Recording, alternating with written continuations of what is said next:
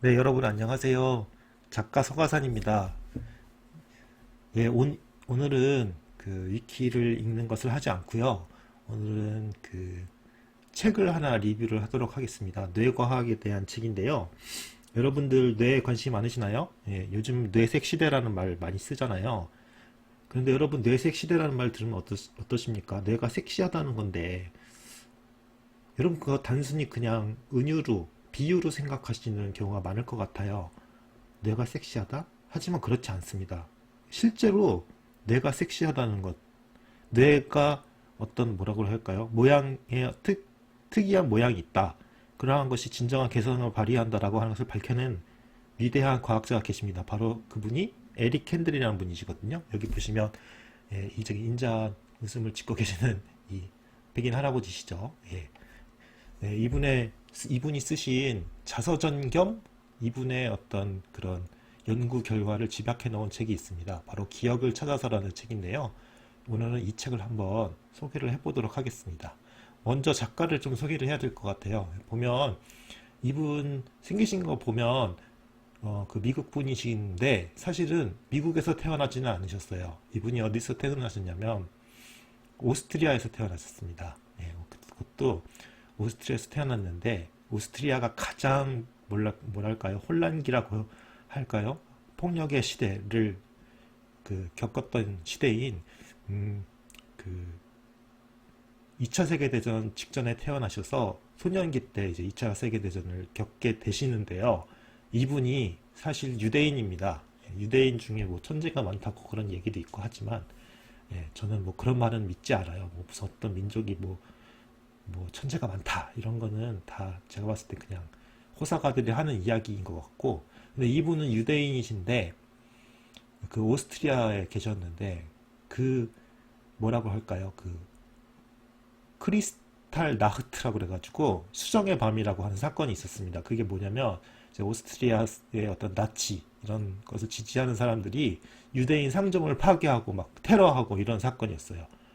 이분이 그것을 간접적으로 경험합니다. 자기 아버지께서 어딘가로 납치당해서 끌려가셨는데 어디로 가셨는지도 모르고 그러다가 조사받고 자기 아버지는 1차 세계대전에 독일군 편에서 싸웠다 이런 것을 증명받고 가까스로 풀려나셔요. 그렇게 해서 미국으로 이제 이민을 오시게 됩니다. 참 뭐라 그럴까요? 다사다난한 삶을 사셨던 분인 것 같습니다. 그래서 오셔서 이제 이 사람이 프로이트를 굉장히 저기 뭐라 그럴까요? 연구를 많이 하시고 이 사상의 영향을 많이 받아서 이제 뭐 프로이트도 아마 그 오스트리아 계통 쪽의 사람이죠. 그래서 그러한 연구를 하려고 왔는데 보니까 미국의 어떤 과학 풍토 이런 것에 있어서는 진짜 그야말로 실증적인 연구 그런 걸 해야 되니까 이제 신경과학으로 이렇게 전향을 하셔서 2003년에 노벨상 수상까지 받으신 어떤 그런 위대한 연구를 업적을 하나뿐만이 아니죠. 아주 많은 업적을 이룩하신 분입니다. 그래서 이분이 어떠한 연구를 하셨는지를 한번 간략하게 살펴보도록 하죠. 예. 왜 이분이 연구한 것에 따르면 뇌가 섹시하다는 말이 성립할 수 있는지 이것을 알 수 있게 되실 겁니다. 기억을 찾아서라는 책을 한번 펼쳐보도록 하지요. 자, 보시면 자, 모든 것은 군소에서 시작되었다. 이렇게 제가 타이틀을 또 하나 붙여봤는데요. 이 군소라고 하는 것은 여러분 바다 달팽이입니다. 이렇게 보시면 갯민승 달팽이라고도 하고 하는데 연체류예요. 여러분 궁금하시죠? 이것이 도대체 왜 뇌과학 연구에서 엄청난 역할을 했을까? 진짜 그야말로 보면 어떻습니까? 그냥 하나의 무슨 뭐 수제비처럼 신이 수제비를 바다에 떼어넣은 것처럼 이렇게 뭐 자기 멋대로 생긴 생물이죠. 근데 이것이 도대체 뇌과학 연구에 어떤 역할을 했을까 참 궁금하지 않으십니까? 그것은 이제 좀 이따가 뒤로 가면 알 수 있게 됩니다. 그래서 여러분 이거 우리나라 그 해안 지방에서 군소를 이렇게 썰어서 잡수시는 분들도 계신가 봐요.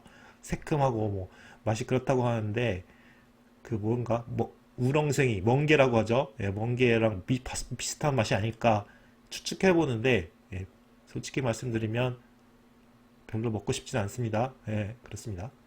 자, 여러분 여러분들께서 생각하실 때 우리의 정신과 육체는 따로 분리되어 있을까요? 아니면은 하나로 되어 있을까요? 여러분, 옛날에 이분, 데카르트라고 하는 분이 계셨죠. 18세기 이분인데, 이분은 어떻게 주장하셨냐면, 심신이원론을 주장하셨습니다. 마음과 육체는 이원, 두 개로 되어 있다. 따로 떨어져 있다는 겁니다. 분리되어 있다는 거죠. 여러분, 우리 이러한 생각에 굉장히 익숙해져 있어서 지금 사실은 우리 부지불식간에 이런 생각을 하시는 분들이 굉장히 많으실 거예요. 그러니까 정신은 따로 있는 겁니다. 육체랑 따로 있다고 생각을 하시는 거예요. 그래서 여러분 귀신이라는 말도 어떻게 생각하면 육체와 정신이 따로 되어 있기 때문에 존재한다고 여기는 사람들이 있는 거예요. 그쵸? 그리고 우리 유교 문화에서는 뭐 사람이 돌아가시면 혼백이라고 해서 혼은 하늘로 가고 백은 땅으로 간다. 뭐 이런 식으로 주장하죠. 그러니까 정신은 육체와 따로 독립돼서 존재하는 어떤 그러한 것이 있다라고 생각하시는 분들이 아직도 많아요. 그러니까 굉장히 부지불식간에 그렇게 생각하시는 분들이 많습니다. 여러분 뭐 책은 마음의 양식이다. 뭐 이런 거는 마음이라는 게 따로 있으니까 마음의 양식이 되는 거겠죠. 그런 식의 말들을 많이 쓰는데 사실은 여러분 그렇지 않습니다. 여러분 생각해 보세요. 여러분들이 어떠한 생각을 한다. 그 생각이란 건 정신입니까? 육체입니까? 정신적 활동입니까? 육체적 활동입니까? 어떤 분들은 당연히 뭐 생각하는 건 정신적 활동이지. 그럼 저는 이렇게 물어보겠습니다. 그 정신적 활동은 어디서 일어납니까? 라고 물어보고 싶어요. 그러면 어떻게 대답하시냐면 정신적 활동? 어떤 분은 글쎄 마음이라는 게 어디서 일어나는 게 없는 거 아니야? 이렇게 생각하시는 분은 이제 심신이원자이지만 그렇게 얘기하면서도 당연히 뇌에서 일어나지. 그럼 저는 또 반문합니다. 그럼 뇌는 정신입니까? 육체입니까? 그러면 뇌는 뇌는 육체지. 그렇게 대답을 하시는 분들이 계셔요.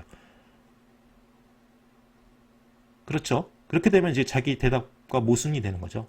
그러니까 여러분 이렇게 정신 활동은 사실은 뇌에서 일어나는 거죠. 그리고 뇌라고 하는 것은 육체입니다. 그러니까 정신 활동은 곧 육체 활동이에요, 여러분. 그러니까 지금 이 심신 이원론을 저는 굉장히 지금은 이것을 뭐라고 생각하냐면 이거는 안 된다. 이런 건 지금은 뭐라 그럴까?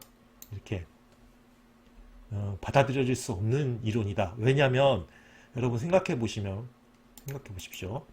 예를 들어서 이분이 심신이원론을 주장하신 거는 사실은 당연히 그럴 수밖에 없어요. 왜냐하면 이 시대는 뭐 해부학 같은 것도 그렇게 충분히 발달하지도 않았고 어떤 뭐라고 할까요?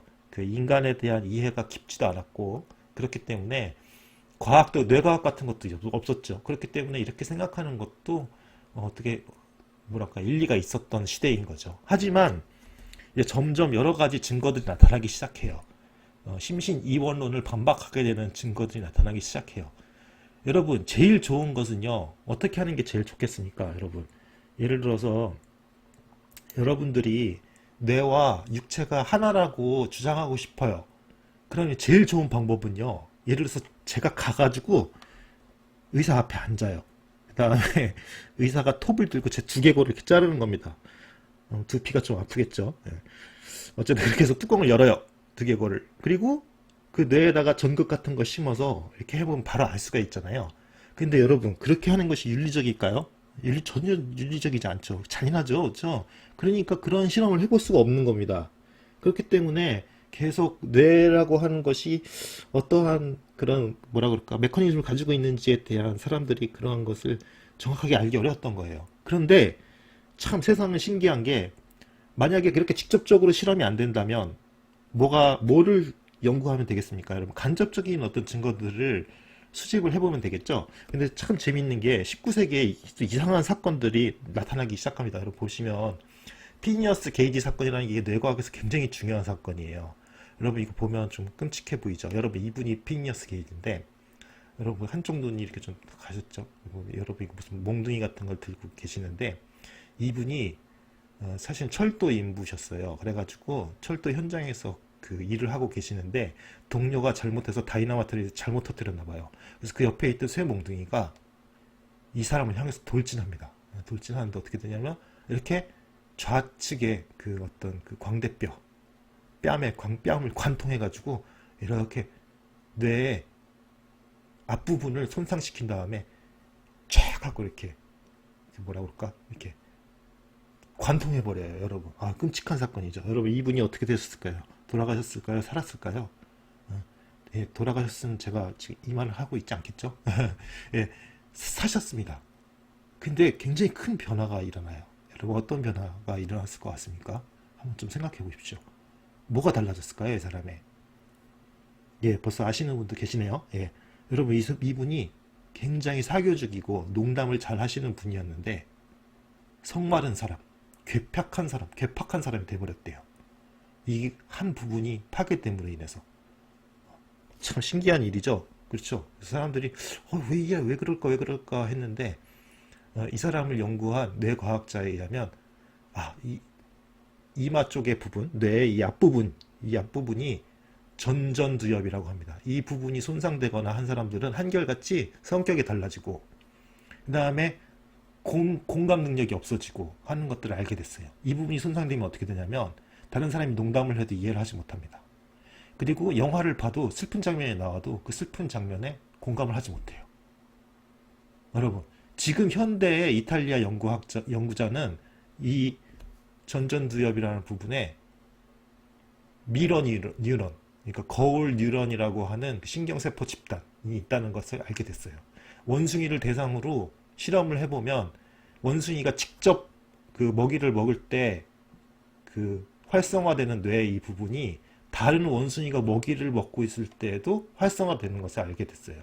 그래서 이러한 여러 가지 연구 실험 결과들로 인해서 인간을 인간답게 만들고 인간의 어떤 공감 능력을 담당하는 부분이 이런 곳에 있다.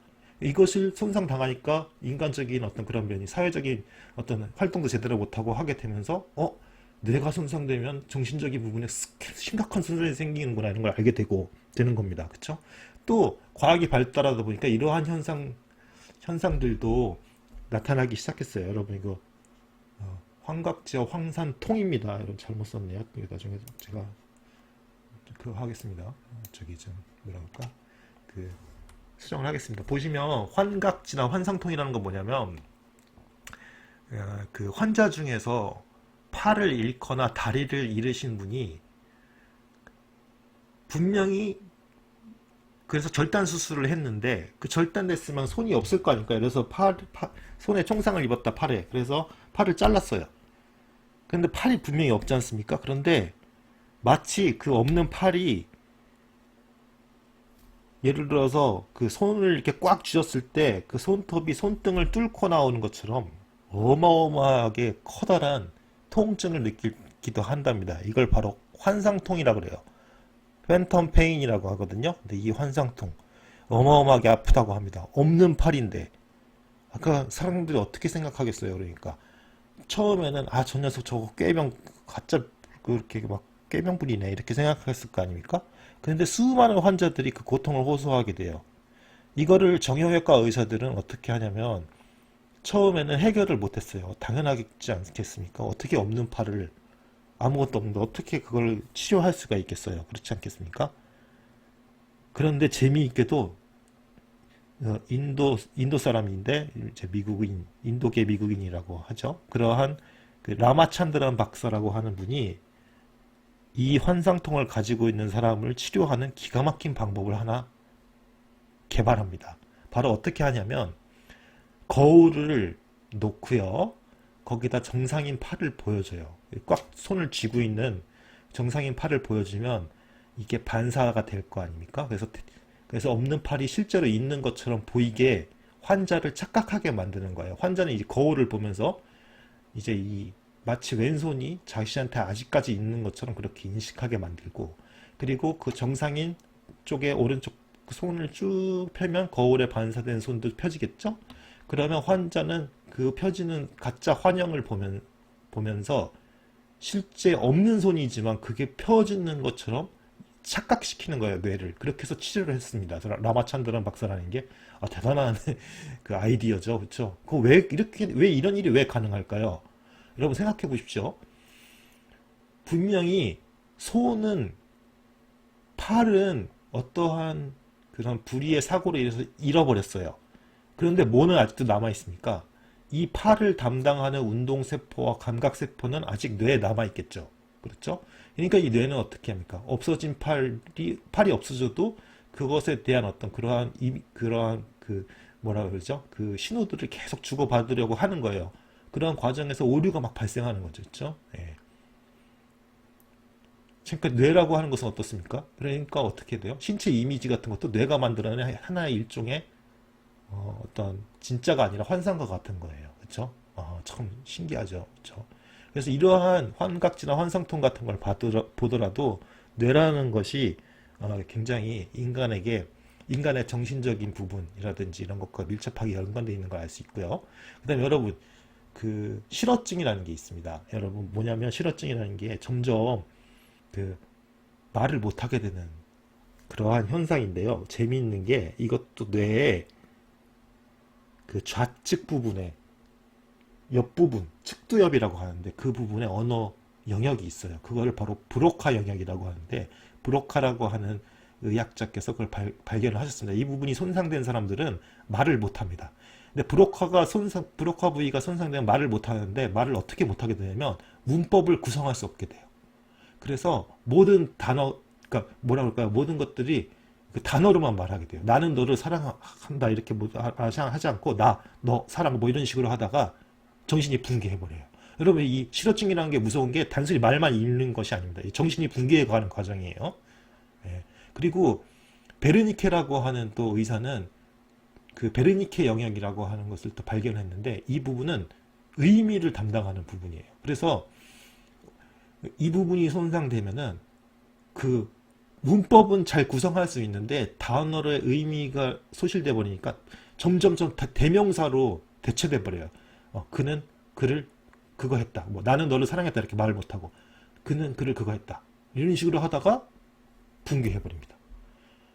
참 무섭죠, 그렇죠? 예, 여러분 네, 여러분 이런 걸 보시면 뇌 손상이 그 인간의 가장 정신적인 능력 중에서 가장 중요하다고 하는 언어 능력도 관장하고 있다는 것을 알게 되는 거죠. 이러한 간접적인 증거들을 통해서 점점 인간의 정신과 육체, 인간의 정신은 뇌 활동이고 뇌는 육체니까 정신과 육체는 하나다라고 하는 것들이 이렇게 점점 밝혀지기 시작하는 거예요. 그런데 이제 이거보다 훨씬 더 이제 뭐라 그럴까요?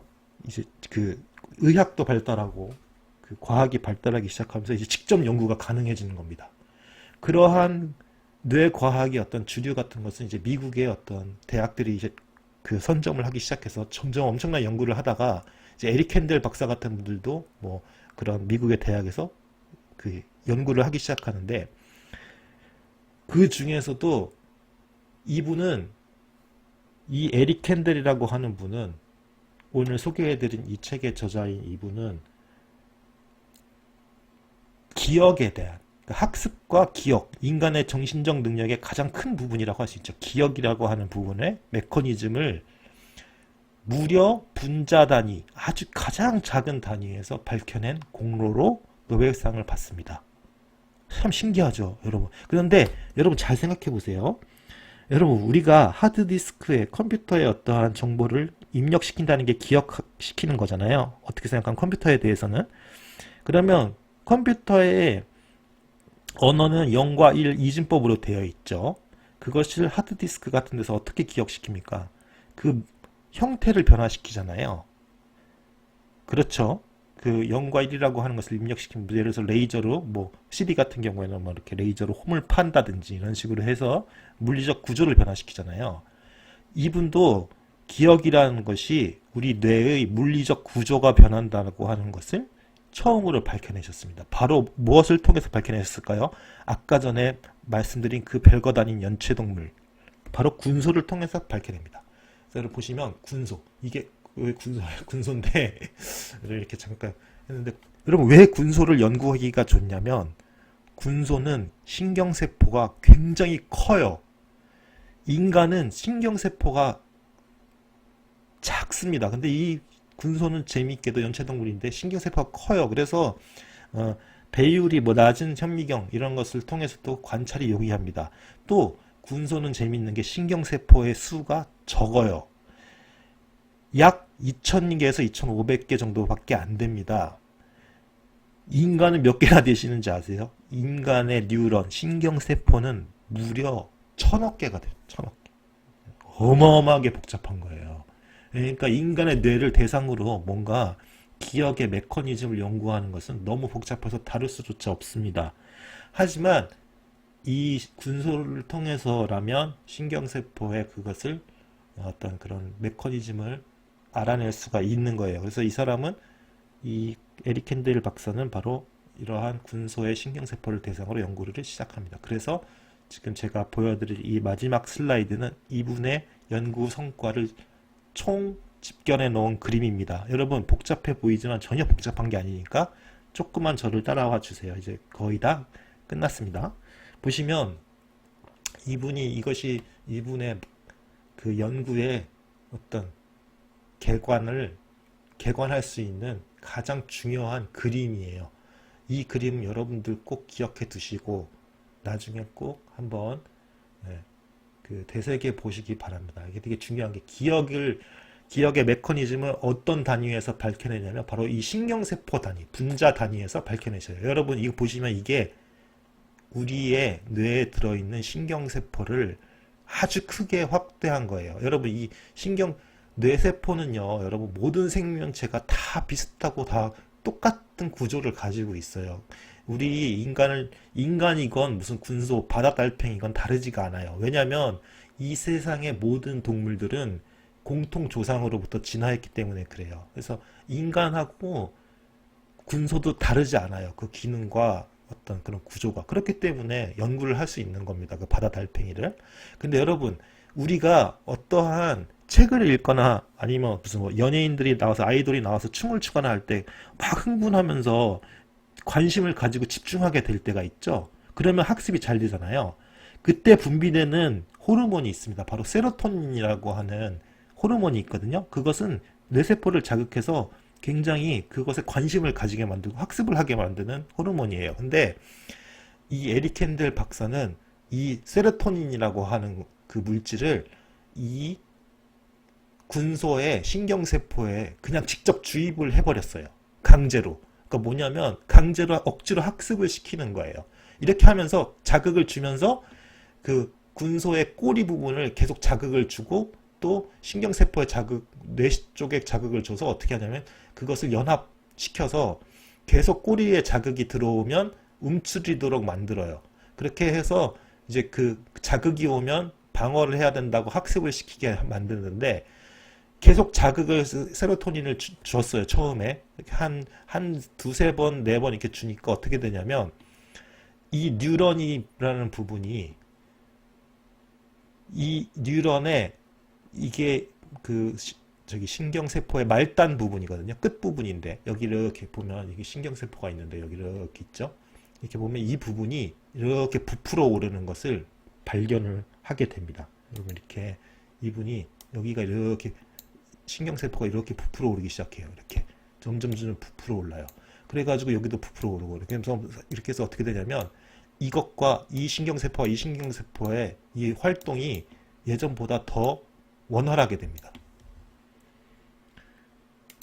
네. 그러니까 무슨 얘기냐면 전에는 2차선이었던 도로가 점점 이게 확대되면서 커지고 그렇게 되면서 4차선, 5차선 뭐 이런 식으로 되는 거예요. 그러니까 여러분 신호가 어떻게 되겠습니까? 빨리 가겠습니까? 적게 느리게 가게 되겠습니까? 더 빨리 가게 되겠죠, 그렇죠? 그 신호가 더 빨리 전달되는 거예요. 이게 단기 기억, 그러니까 조금 자극을 조금만 주고 반복하게 주지 않고 그냥 여러분 우리가 어떠한 기억을 잠깐 했다가 잊어먹는 기억들이 있죠. 그걸 단기 기억이라고 생각하면 되는데 이러한 것들은 이제 잠깐 이렇게 부풀어 오르게 만듭니다. 시냅스를 이렇게 크게 좀 만들어요. 그래서 어떤 그런 뭐랄까 신경세포의 신호가 조금 더 이렇게 빨리 이렇게 되게 만들어요. 그런데 이분은 에릭 캔델이라고 하는 이 저자는 그것을 넘어서 장기 기억도 한번 시도를 해봅니다. 그러니까 자극을 이거 한 번만 주는 게 아니라 계속적으로 네다섯 번 주면서 그것도 일주일에 한 번 줬다가 또 주고 또 주고 반복적으로 세로토닌을 주입해요. 그렇게 되니까 어떠한 현상이 발생하냐면 여기서 단백질 같은 것들이 나와서 이제 단백질이 합성되면서 그것이 감각 뉴런의 세포 핵에 들어가서 유전자를 켜요. 그렇게 돼서 어떻게 되냐면 이게 그 신경세포라고 하거든요. 이 신경세포가 이게 가지치기를 합니다. 그래서 이렇게 새로운 신경세포의 줄기가 이렇게 생겨나요. 대단하죠? 그렇죠? 그래서 성장을 해서 신경세포가 이렇게 또 하나의 그런 어떤 연결 구조가 생깁니다. 이게 무슨 얘기입니까? 이건 2차선에서 4차선이 됐다면 이거는 아예 도로 하나가 더 생기는 거죠. 그렇죠? 그래서 그렇게 돼서 또 완전히 뭡니까? 어떤 기억을 고정시키는 거예요. 그래서 훨씬 더 이 신호들이 이렇게 잘 전달되게, 또 이건 또 다른 쪽으로 이렇게 잘 전달되게 만들어요. 여러분들이 관심 있는 것을 보시면 어떻게 됩니까? 뇌에서 막 흥분이 되면서 그것에 대해서 또 흥미를 엄청나게 느끼게 되잖아요. 여러분, 어떤 사람, 자동차 좋아하는 사람은 자동차 딱 모양만 봐도 흥분하면서 그 관심을 가지고 그것도 연구하고 싶어하고 좋아하고 막 그러지 않습니까? 그것은 무슨 얘기냐면 반복적인 자극 노출 이런 것으로 인해서 그 사람의 신경세포의 구조가 변화했다는 이야기예요. 물리적 구조가. 모양이 달라졌다는 이야기입니다. 모양이 어떻게 됐을까요? 더 단순해졌을까요? 아니면 복잡해졌을까요? 더 복잡해졌을 겁니다. 수많은 경로들이 생겨서 고속도로들이 하나, 둘, 셋 개씩 늘어나면서 교차하기도 하고 막 그 고가도로가처럼도 생기고 그러면서 엄청나게 복잡한 연결 구조를 만들어내는 거예요. 그래서 여러분, 작가들 보시면 아주 엉뚱한 개념들 같은 거, 예술가들 아주 엉뚱한 개념을 결합시켜서 위대한 작품을 만들어내죠. 예를 들어서 피카소 같은 분들 봅시다. 피카소 어떻습니까? 피카소 1905년에 아인슈타인이 특수상대성 이론을 그 어떤 뭐라 그럴까요? 그거를 발표했을 때 어떤 예술가들은 과학적 그게 뭐 발견이 우리랑 무슨 상관이 있어 이런 생각을 할 때 피카소는 그러한 시간에 대한 상대성에 대한 그런 거를 스터디를 해요. 그렇게 해서 자신의 초현실주의가 아니라 뭐라고 하죠? 큐비즘이라고 하죠. 큐비즘의 적인 작품, 이런 거를 작품으로 자신의 작품을 만들어요. 전혀 상관없는 같은 개념을 어떻게 합니까? 서로 연관시키는 거예요. 그것은 어떤 것에서 가능하겠습니까? 호기심을 가지고 그 전혀 엉뚱한 두 분야의 그러한 지식들의 다리를 놓고 고속도로를 놓는 거예요. 그러니까 여러분, 뇌색남, 뇌색녀라는 말씀을 하시는데 그 말은 실제로 존재하는 거예요. 내가 섹시한 남자, 내가 섹시한 사람, 내가 섹시한 여자, 이런 얘기는, 내가 섹시하다는 것은 뇌 구조가 섹시하다는 이야기예요. 그 구조가 섹시하다는 것은 결국 뭐냐? 풍부하고 정교하고 아주 복잡한 뇌의 연결 구조를 가지고 있다는 말의 다름 아닙니다. 그러니까 뇌색이라는 말은 실제하는 거예요. 그리고 여러분들이 뇌색남, 뇌색녀가 되셔야 성공을 하실 수 있는 것입니다. 이 정보는 굉장히 중요한 정보예요. 그러니까 여러분들이 책을 읽는 거, 여러분들이 경험을 하는 거, 여행을 가는 거, 이런 것이 모두 결국은 여러분들의 뇌의 모양, 뇌의 구조를 아주 풍부하게 만드는 것에 도움이 된다라고 하는 것을 꼭 숙지하셔야 할 필요가 있고, 그리고 여러분들은 뇌는 평생 동안 이러한 어떤 뭐라고 할까요? 가지치기, 이런 뇌의 변형, 이런 것은 언제든지 죽기 전까지는 가능하기 때문에 결코 포기를 하지 말고 지금부터라도 책을 많이 읽으시고 그리고 많은 경험을 쌓으시길 바랍니다. 이것이 제가 오늘 드리고 싶은 말씀입니다. 이 뇌과학이라는 게 참 재밌죠. 그래서 제가 오늘은 에릭 캔들의 이 책을 소개해 드렸고, 다음 시간에는 인간 뇌의 특징에 대한 것을 조금만 더 설명을 해 드리도록 하겠습니다. 여러분 감사합니다. 영상이 좋으셨다면 좋아요와 구독 꼭 부탁합니다. 감사합니다.